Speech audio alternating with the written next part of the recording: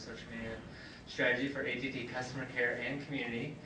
And I want to talk to you a little bit about today, and then we'll get into some, I think, Q&A, because I think that's probably for what we're doing a little bit better. Of how to talk to customers through social networks and communities, and what we've done in the last year as far as planning, deploying, implementing, and some of the success factors and key imperatives that we've been able to see and deliver through our customer care strategy in social media. So getting right into it. Things have come a little ways since the tin can and the string, so why, basically, why social media? Why are you getting into social media in the first place? Well, obviously, one of the keys is, things are being said about your company out there, regardless of whether you're there or not. So, it's ultimately, do you choose to be a part of that conversation, or do you choose to ignore that conversation? Why customer service, especially with AT&T, for example, specifically, since the advent of social media, we were one of the top topics, as you might expect, on social media for many reasons, none the least of which is the fact that, since the advent of smartphones, and of course social media tools and integrations on those smartphones, it's pretty easy, for people who get, either for people who are happy or people who are upset, to instantaneously be able to share that information with their social networks. And of course, in many cases, that takes the form of customer service, either a complaint or a compliment, either one. So some statistics here.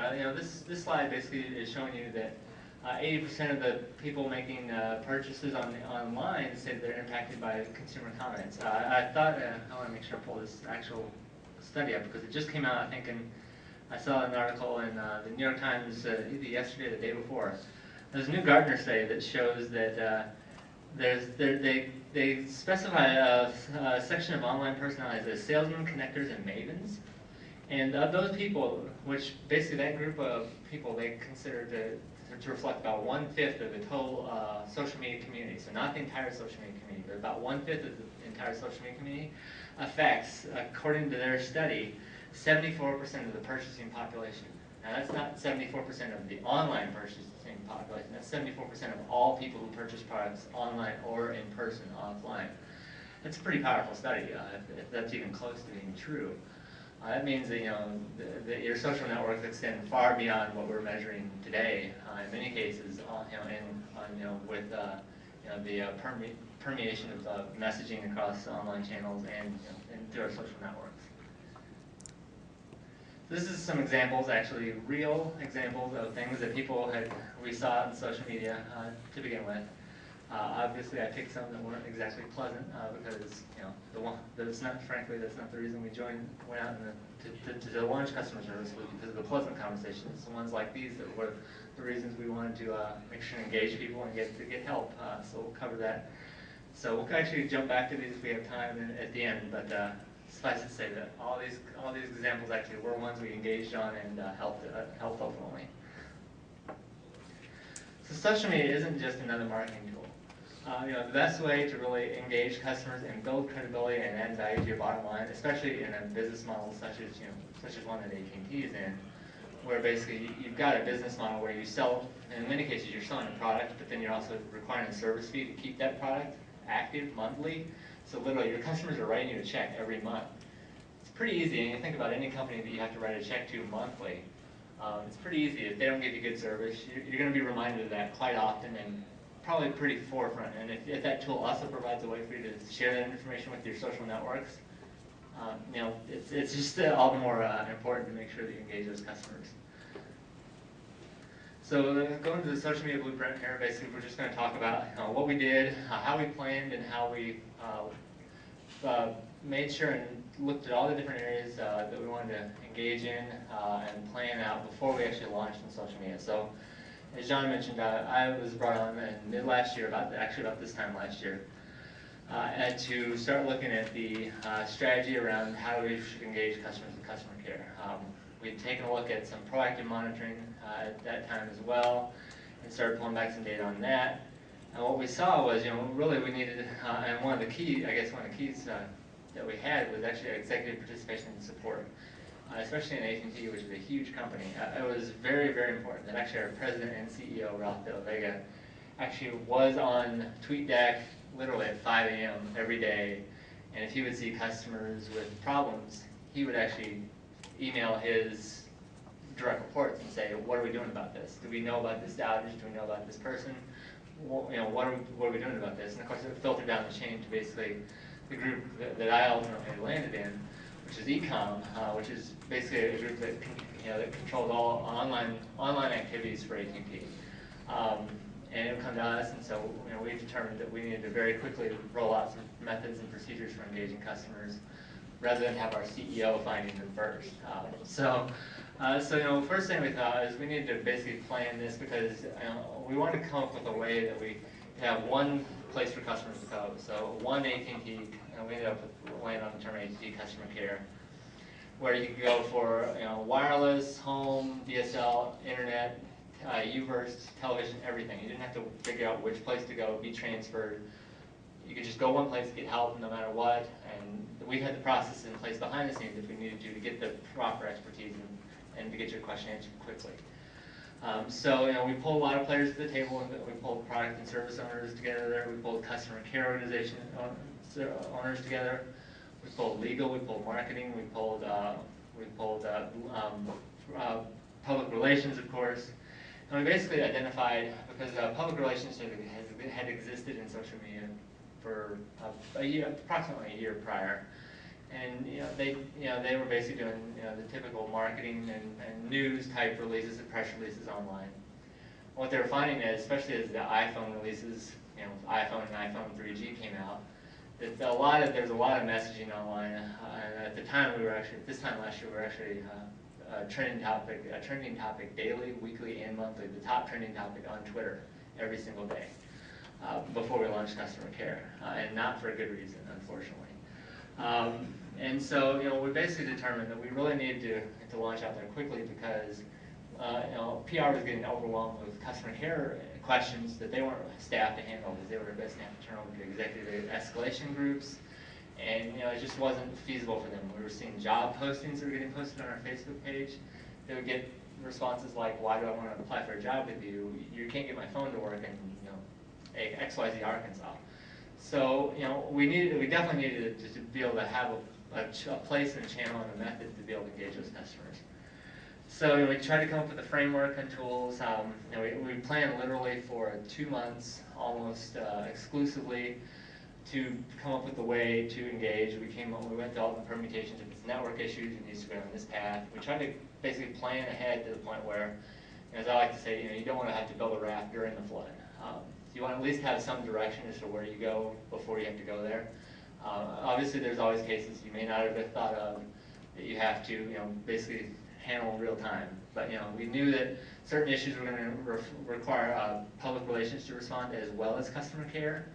Certainly, we actually work hand in hand in all our channels with public relations to know who responds on what. If there's a brand impacting issue of something, we let them respond on that part while we take the actual customer care piece. So we talk with them literally 2-3 times a day, every single day. And so really it's kind of a new commitment to find new means to meet our customers' needs. We basically ended up taking customer care managers out of the call centers and actually into our e-com or online organizations. So they're truly managers, and they're truly the best of the best plucked out of the organization. But we started out with 4 customer care managers dedicated to this when we first launched. Some more guiding principles that we hit. I'll just hit these real quick. Obviously, making sure we identify and address customer issues through the online channels is crucial. We listen. That's as much as you want to say. People want their issues solved, and they do want their issues solved. People want to be heard and make sure, and just want to be acknowledged that you've heard their questions. I mean, a lot of cases, and I have some personal examples of which, somebody has a complaint about your policy, a very vocal complaint about your policy, and that can be sometimes colorful.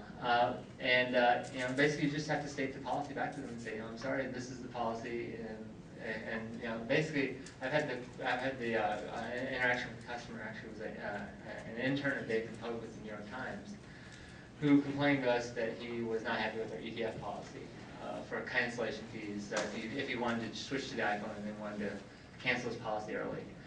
So we explained to him, and he was rather colorful in his initial tweet to me, and we explained to him, policy, and that there was no reduction in that fee, no matter who you were, whether you're the intern of David Pogue or not.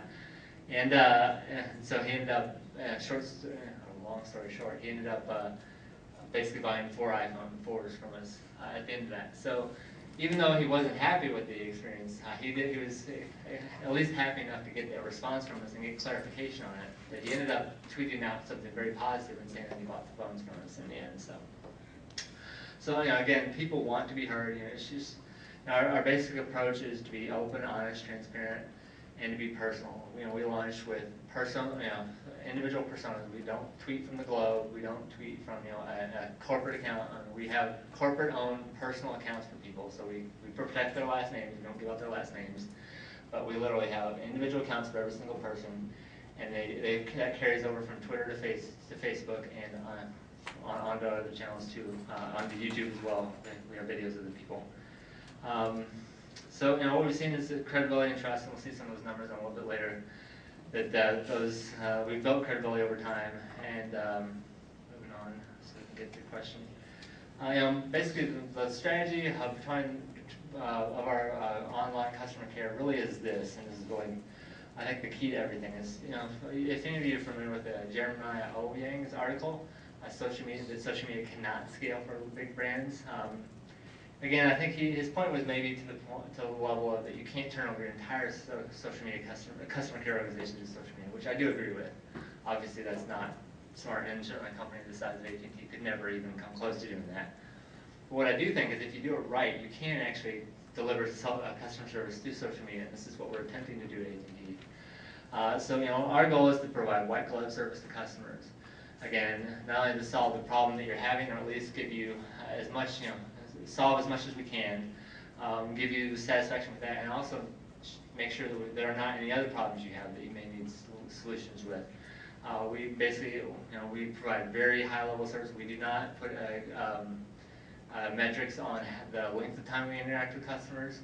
Our interaction philosophy on social media is if there's any personal or identifiable information that you have to give for us to be able to get your answer, we call you. So we say, DM us your information, private messages, or email us your information, and we call that person on the phone. And from that point on, it's all one-on-one interaction on the phone with that person. Now, if we take care of them successfully, and inevitably that turns back into a social transaction at the end, where those people will, I think the number is somewhere in the neighborhood of 12% or so, will actually positively respond out to your Facebook wall or to Twitter that they were helped with AT&T. So basically the overall strategy is to provide that white glove service. Obviously that's not a cost-effective solution. That's certainly more costly than many other channels, even the call centers. But it does have several benefits. It does help us affect sentiment within the customers in social media. It allows us obviously to solve their issues, and it does. We believe that we can scale it to meet increasing demand.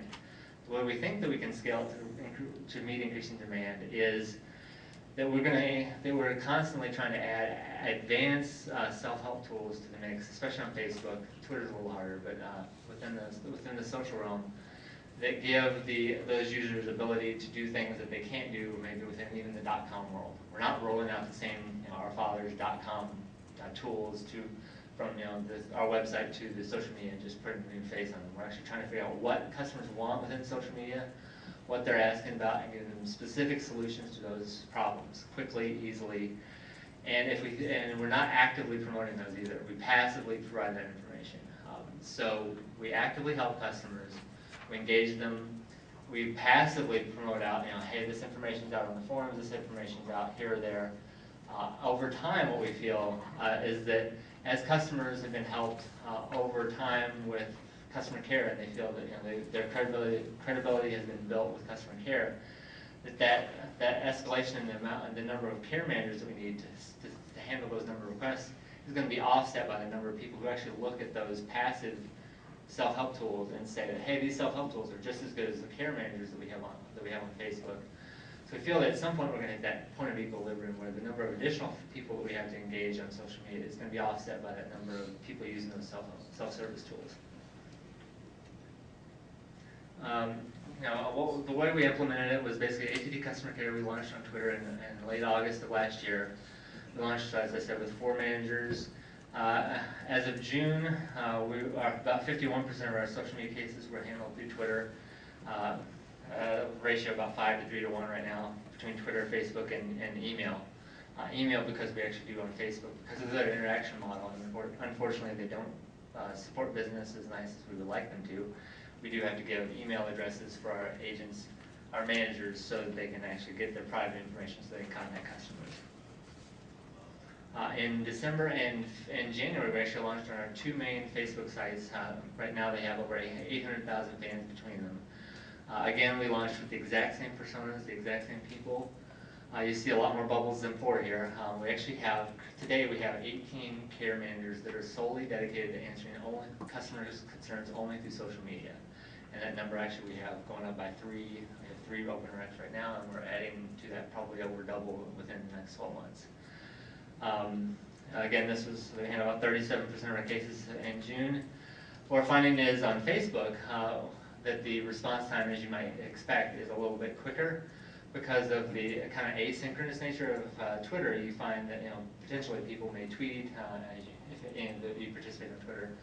You may go to a restaurant, you may be away from it, you come back, you'll check your box, and you may answer it. So we have to kind of coordinate with people a lot of times there as far as when to call them back, especially with people who don't even expect that we maybe are on Twitter. Because there are 2 ways we really interact with customers. One is reactively, obviously they're coming to us, but the other way is proactively. It's by far the majority of the way we do things right now, which is we're actually reaching out to people who complain about us on Twitter and Facebook. So, for instance, Lance Armstrong or something like that, a high influencer, for example, if he may say something about, he expected his service or some service to be turned on some month and we didn't show up, we may reach out to him immediately and hopefully get a hold of him. And so people like that, we try not to give special handling to high influencers. We certainly like to reach out to them very quickly because we know that they can be retweeted out a lot of times in a very short order of time. But again, we try to treat everybody the same and give everyone this exact same handling. Some of the success measures we've seen. So we launched out in into August. Our first full month was September. We saw 1,493. We did 1,493 reach outs, which we saw about I don't have the number there, but I believe it was somewhere in the neighborhood of 860 or so actual customer tickets that we were able to close online. That number jumped to with the iPhone 4 launch, especially in the month of June was a pretty heavy month. We had 4,394 reach outs, and we had that number also blacked out. 2,560 or so customer tickets that we were able to close successfully online. And actually, the exciting part of that is 665 of those were actually online only. So actually we were able to solve and post out information that not only maybe helped one person, but also helped more than that person because they were not customer specific information. So there were things that we were be able to take advantage of economies of scale on. Let's see, as I mentioned earlier, what we've seen over time is when we first launched on Twitter, about 45%, as you can see by these numbers, about 45% of all customers that we reached out to would respond to us on Twitter, because that's what we launched on at first. Right now, it's almost 60% respond back to us. So what we've seen is partially because of Facebook, because a lot more people are there, because Facebook average time last I saw was about 3 hours people spend on Facebook in a block. But also, we've seen the numbers even rise on Twitter because as we've built credibility, as we've demonstrated to our customers that we are who we say we are. We have a page on our website that explains, that our customer care organization on Twitter and Facebook are valid. They're sanctioned by the company. We have the personas on Twitter and on Facebook. We have the Facebook tab. We have the list on Twitter. We try to have as many ways as possible for you to verify. You can call the call center, ask them their FAQs, and people can get answers. But yeah, those are actually valid people on social media. And we've seen that number actually rise over time, so that's a good thing. We hope to see that rise even further. Finally, and then we'll open up for questions. Obviously, some of the success factors you can see is certainly sentiment. Obviously, effect on traditional channels. We, certainly to say you've seen the impact in the call centers, especially a company the size of AT&T, is probably a bit premature to say. But we have definitely seen an effect on executive escalations, quite a dramatic effect on executive escalations. Cost per interaction. Cost per interaction is a bit of a misnomer here because of the fact that really the way we're doing it, at least, the cost per interaction really is probably among the highest of any of the channels that we interact with, because in many cases we're dealing with customers that literally either feel like validly, or at least they feel like themselves that they've been mishandled. So in many cases we may spend an hour and a half, 2 hours, or even more on the phone with these people, taking care of their issues, making sure we get them handled properly. So really that's not the way that we can actually measure value to our company. Well, we do measure the offset, but the way we really see the value added to this in the future for this channel is really operationalizing information we find through Twitter and Facebook. It's really taking the information we see and changing basically internal processes within the company that can not only affect 1 or 10 or 100, but also affect thousands of customers at a time. That's going to be the real crucial value, and that's, I think, you hear people like Frank Eliason and different people talk about is the way that really you're going to make big changes and big savings within the company. And then finally, the intrinsic value of customer care, because especially with the subscription model, adding any value you can at all, especially with social media when you sell tools and products that have a high social media tie-in to them, adds value to the product and ultimately helps to increase sales. I mean, certainly if you think about any products and services that have, they compete with each other. If you know 2 products of equal value and one has better customer service and one you have to stay on the phone with for hours at a time, you're probably going to choose the one with better service. So that's some of the success factors. Some other key lessons, obviously be responsive, speed counts, as we've seen in many of our cases. Even for customers that we handle successfully, while we're handling them, if it takes a day to get them resolved, or some cases, a really complex issue may take a day to get it resolved properly so that it doesn't pop back up again. And they're tweeting out, they're posting out to Facebook, hey, it's day 1, it's hour 1, it's hour 2, it's hour 3. So regardless, you ultimately help them, and they respond at the end that you helped them, and they're thrilled with you. But during that time, there's a lot of retweets, a lot of reposts of your status, a lot of stuff out there that if you can increase that response time by an hour or half a day or anything at all, it definitely helps. Clear means of accessibility. Make sure you specify your hours, your times. Make sure that you specify how you can be contacted and how you can't be. We've got clear hours posted on our Twitter and Facebook sites, 7 a.m. to 10 p.m. daily, basically, except on Sunday. Map out your process ahead of time, as we talked about earlier. Know and communicate the necessary commitment internally. So that means we've got to be able to know that internally we've got a goal, say, of X million fans on Facebook by the end of next year. We've got to know, and we do know, how many percent of interactions we have for every 1,000 fans. And basically we can predict for 2 million fans how many interactions we need, and we know how many interactions a customer care manager can handle per month. So we can tell our leadership exactly how many people they need to fund and to basically budget for us for next year to handle this commitment that they want to have with X million fans on Facebook. Never rest. There's never any end to customer service. You've got to always stay vigilant. You can constantly look, and you've got to make sure. Today it's Twitter and Facebook mainly. We do monitor wikis, blogs, etc. I mean, primarily Facebook and Twitter, but tomorrow who knows what it's going to be. And ask your community for ideas and feedback, because they'll never hesitate to give you ideas or feedback on how you're interfacing with them, ways you can do it better, or ways you're doing it good. And so that is the end of my presentation. I'll open up for a quick question if you have any. Yeah. Can you talk a little bit more about that cost per interaction? How do you actually calculate that and get a value for each one of those? Yeah, I mean, basically what we do, because it's difficult and there's nobody that we really know of today that actually does true AHT, or kind of like in the email center, you've got call centers, you've got the average handle time per customer where you actually can measure the time you actually talk to them and the time you actually type to them. So what we do is we track it more from we don't track actual, we can calculate it. So basically we know the cost of our team. So we know the benefits, the salaries, the soft, the hard costs and soft costs. And we can calculate the total cost of our team, and then we basically know, we take that into the number of customers we interact with or that we reach out to on a monthly basis. So it gives us somewhat of a level of detail. We like to get to the level where we actually go further and are able to find a tool that allows us to actually figure out how much time we actually interact with that individual customer. But it's tough to do, especially on Twitter, because you reach out to someone and then you wait 3 hours for them to respond. And so you can't always predict that. But it's definitely something that we have that model. We know that, this is how much we offset versus what we know what the call should typically would be. The average call I think is 11 minutes or something like that.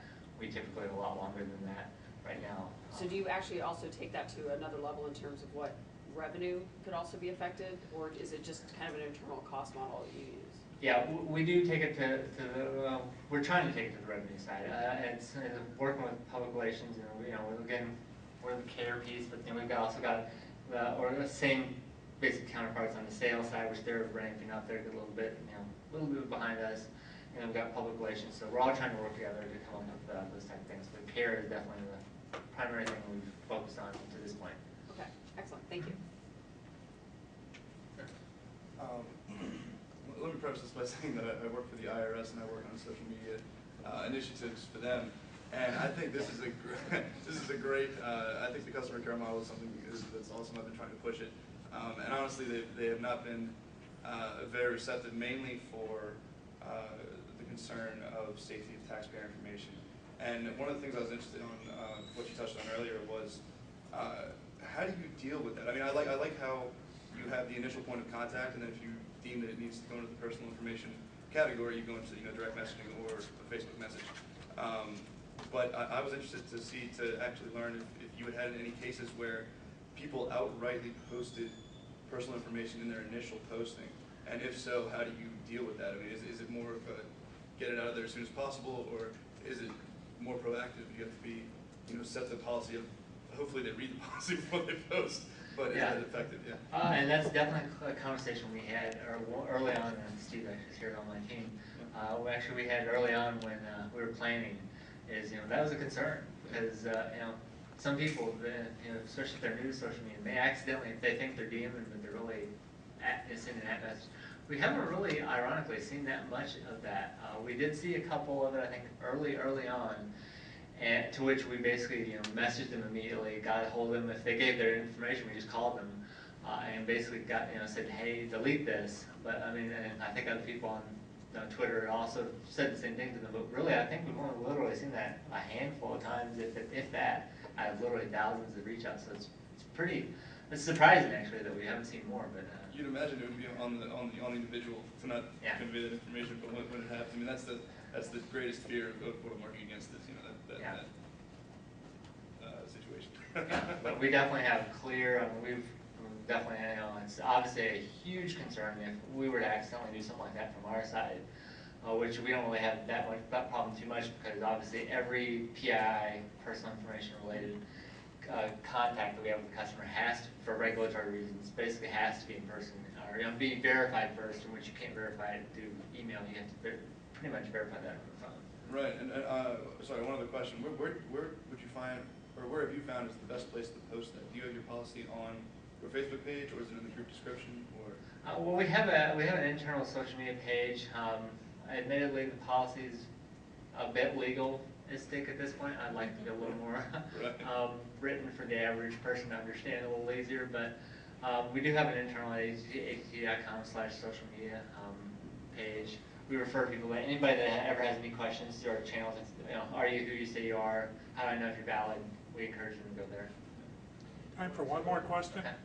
Back to, well, I'm not sure if anybody else did this too, but I remember you said it, your Facebook pages, you can have, you can lead them to wherever you want first. So, you can actually have your own tab, and so you want to create your policy, you can lead them to that tab, have the, bright orange, don't post personal, and then they can always go. So they have to take a certain route before they get to the comment. Right.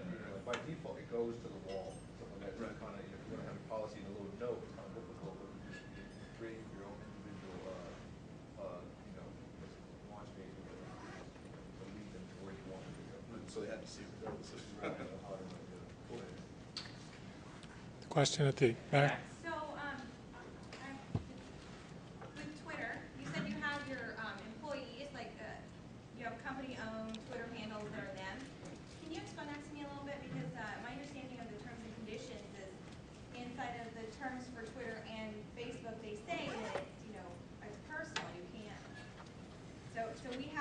had some challenges with that because I personally would love to have some of my staff members, be Twitter people and have it be, Beth at KBB. But I'm concerned about when Beth leaves the company and goes to our competitor and takes the Twitter with her.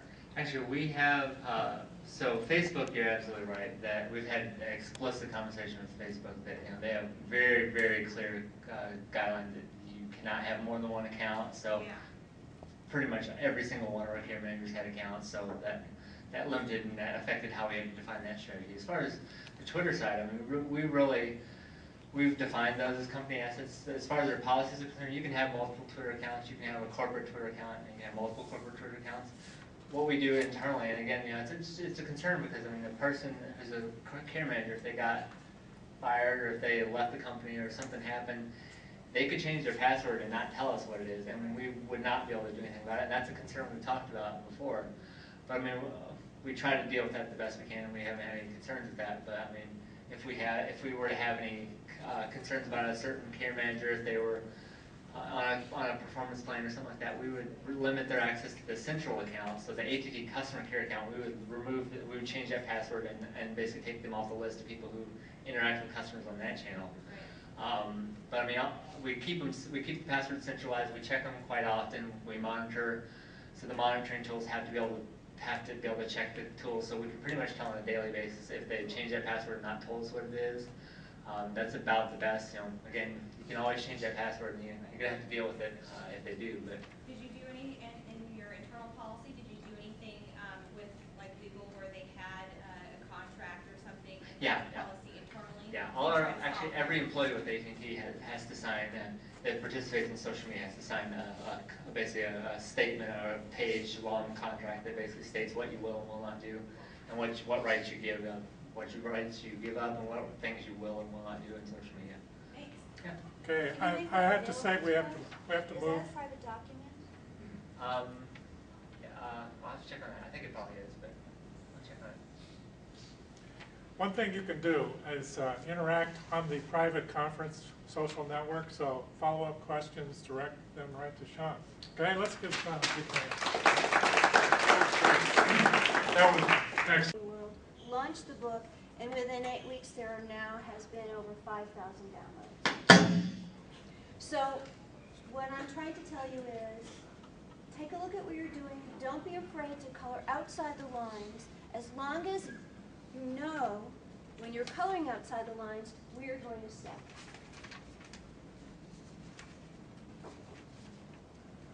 And everything I learned about social media, I actually learned from my grandmother.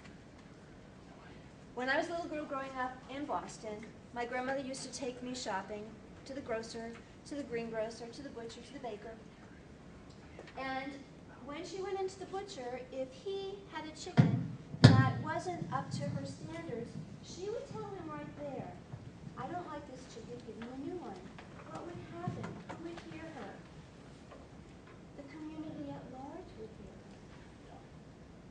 her. Thanks. The community at large would hear her. And so she was involved with the greengrocer. The greengrocer, the butcher, the baker, was involved with her as well. They were part of the same community. And if he made good and gave her another chicken, the people in line would see that. And what would they do? They would probably tell their friends and neighbors. So what that greengrocer and butcher and baker were doing at that point in time, way back when, is they were creating brand loyalty. And that's what we're doing now online. We're doing the same thing that the butcher, the baker, and the candlestick maker did back in the day, but we're using digital channels to do that. So with any marketing or business function, you gotta have a plan. You have to have a strategy. This is my dog, Max. Max doesn't need a plan. Max is a YouTube rock star. He has over 13,000 views. It's not hard to get 13,000 views on YouTube if you're cute and if you're a dog. And I'm betting that you all could go into your organizations and find something fun and cute and put it up on YouTube and get many more.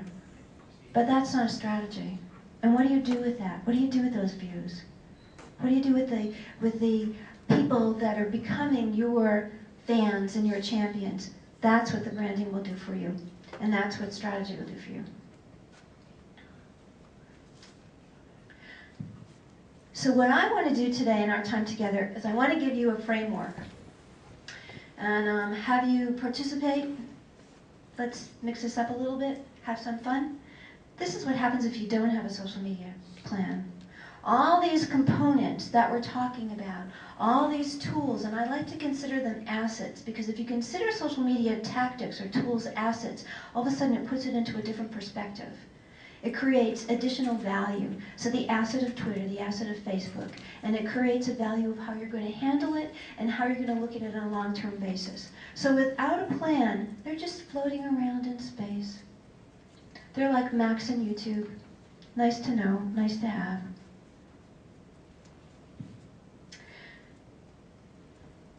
Goodwill of Greater Washington wanted to play around with social media. And Brandon Hurley, the vice president, said to me, I really wanted to get into this space. I thought it was very cool and very sexy, but I didn't know how to do it. Until on one day, I had an aha moment. And that aha moment was, I figured out my problem. I was trying too hard to develop a social networking strategy instead of incorporating social networking into my marketing strategy. And that's what we find happens very frequently. Because these are shiny, new, sexy toys, people want to jump in and play with them, like Max and the YouTube. But we're missioned, no matter what business unit we're in, to move the brand forward, to move the organization forward, and you can't do that without putting some goals, tactics, objectives, all those marketing terms around it. So I said to Brandon a couple weeks ago when I was putting the deck together, I said, well, can you tell me, Brandon, what your goals were for this? Because I'd forgotten them. And so he tweeted them out. His goals are focused on sales, responsible stores as hip, inexpensive, vintage, and contemporary fashion options, and they wanted to reach a young crowd through social media. What they really wanted to do, they wanted to reposition Goodwill from a secondhand Rose store to a vintage store and pull in a different demographic, while at the same time making sure that they didn't offend the base customers that they had. And so with that in mind, they could step into social media because they had a plan, they had an objective, and it met their business goals of furthering the mission of Goodwill, which is always at the heart of everything that they do. Oops. So this is what they did. They built an integrated plan, which included a blog, YouTube, and eBay store, MySpace, and Twitter. When they launched that, the story behind it is, they had a fashion show that they did on an annual basis, and they wanted to see if they could get more people into the fashion show. Well, there were only so many tickets that they could sell. So they took the fashion show, and they taped it, and they put it up on YouTube. And then they took all of the merchandise, and they put it up on eBay. So now they had 2 additional channels. And then they supported it with a blog, and at that time, MySpace was still pretty hot. They supported it with MySpace. Now they have a Facebook page, and they're on Twitter. They put together a content calendar. They wanted to post 5 days a week, and they wanted to make sure that they had different elements going out on their blog, and so they put this calendar together. Results. Within about 6 months, these were the results. Did it work for them? Oh, yes. Are they still doing it? Oh, yes. Are they having fun? They're having a blast.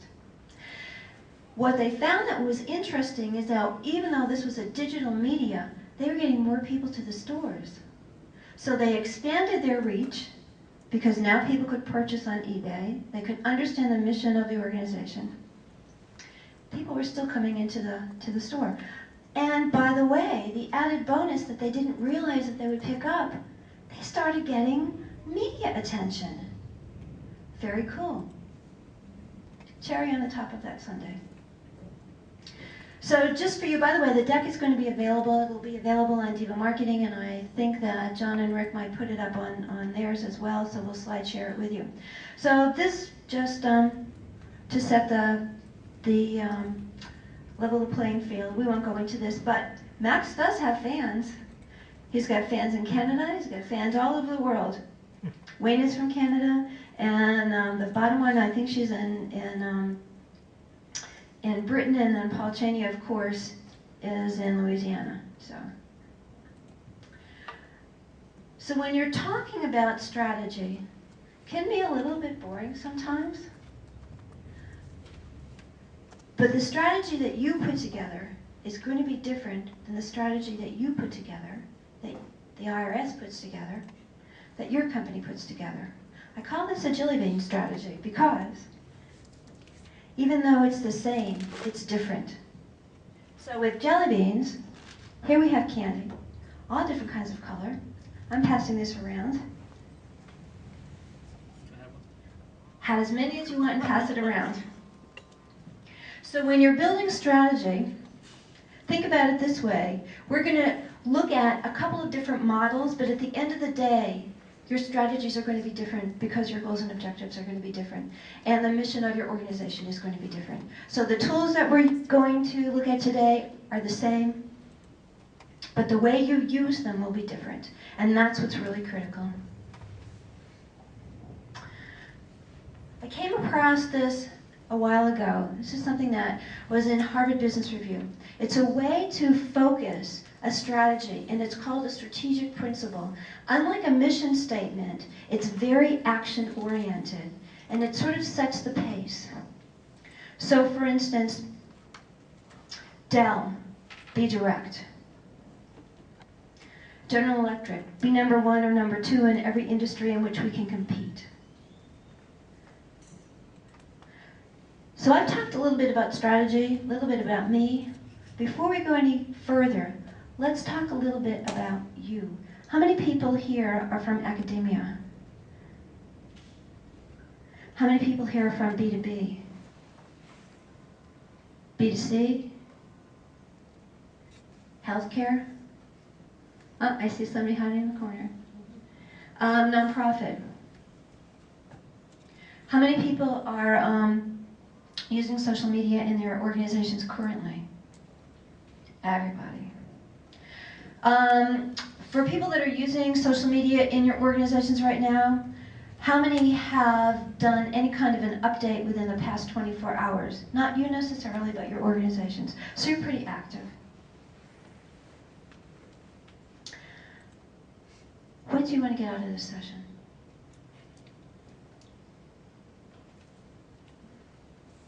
Oh, is that rhetorical or is that Question? What do you want to get out of this session? Our biggest goal is we don't have a social media policy, so it's basically that, trying to figure out exactly how do you create one, how do we, we don't need to handle our, all the employees, but basically just that, how do we don't mind the bad press, we want to know, how do we tell them what to do, how do we control that, how do we, not control. So you're looking at this from an internal employee point of view. Okay. We'll talk about that, yeah. Same here. We've kind of been going in circles, creating. We've established a business case. I mean, we already have some social media in place, with Facebook and Twitter, but now we're trying to further those efforts, and we've created a business case, and now we're going through a strategy, and just kind of finding out the best way to present it is tough, and that's kind of what I want to get out of this is how to navigate that correctly and effectively. Okay. All right. The first step would be this.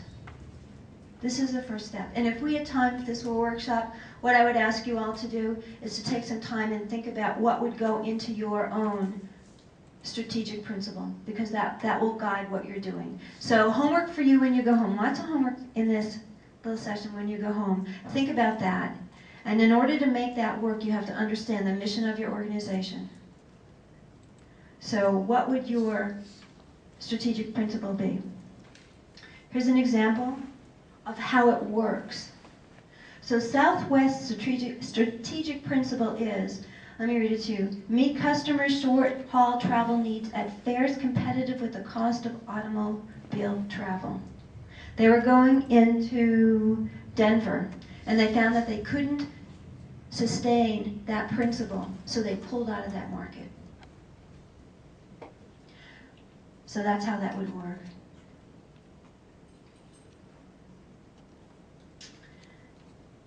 Jelly Bean, same but different. Here are two financial institutions that are stepping or have stepped into social media. On our left-hand side, we see Wachovia, Wells Fargo. On the bottom of each of these, this is their mission statement. Take a look at the mission statement of Wachovia and take a look at their blog. It's reflective, it's very corporate, it's very buttoned down. Even the content is very corporate and very buttoned down. It's not to say that they're not writing in blog or social media language, but take a look at the graphics. Okay, now take a look at Idea Blob. Idea Blob was a community that was built by a company in Pennsylvania whose mission was to support small businesses, financial institution. Look how different. They built a community, Wachovia built a blog. Wachovia has several blogs. Wells Fargo. Different approach to social media based upon mission statement, company values, and so forth. The same, but different.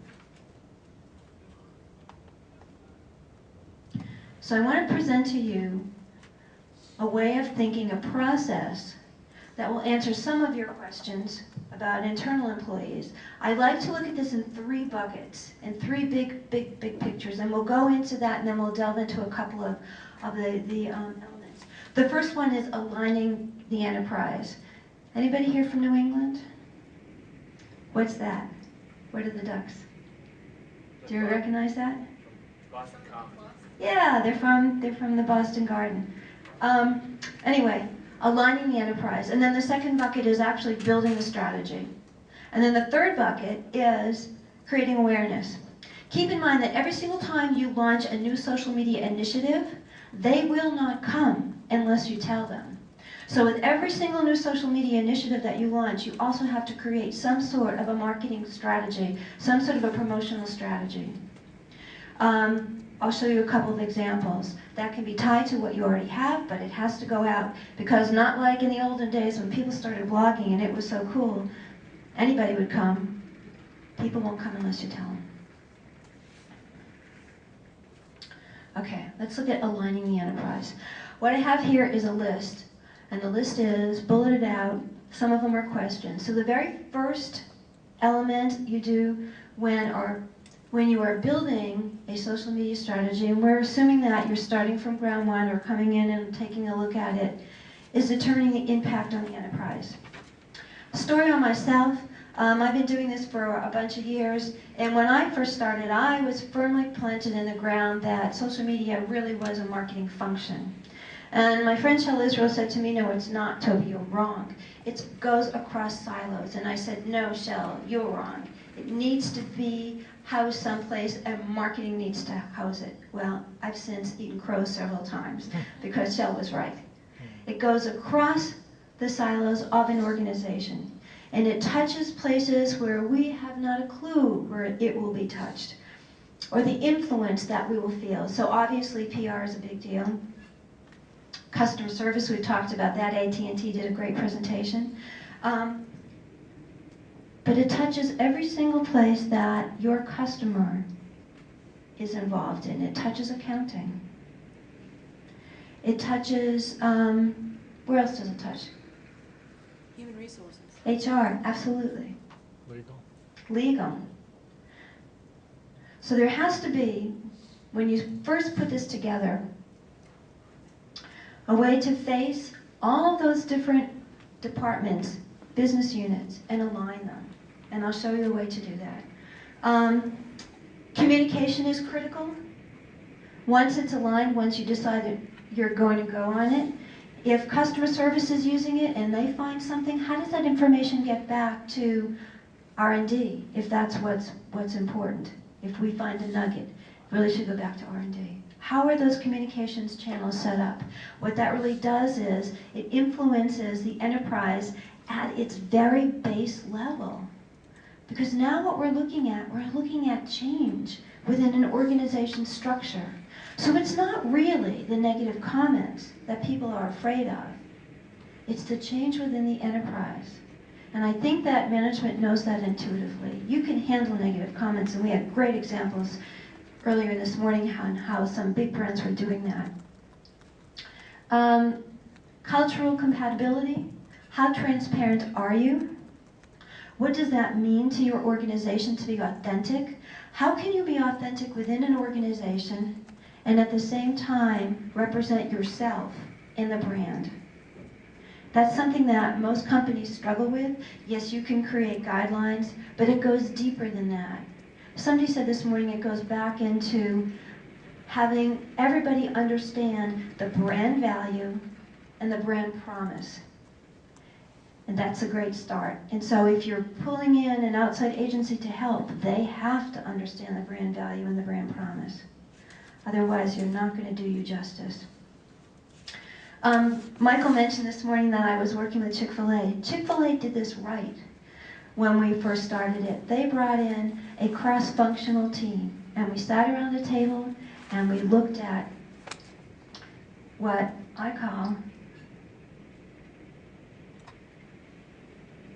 the gorillas in the room. So this is the very first step.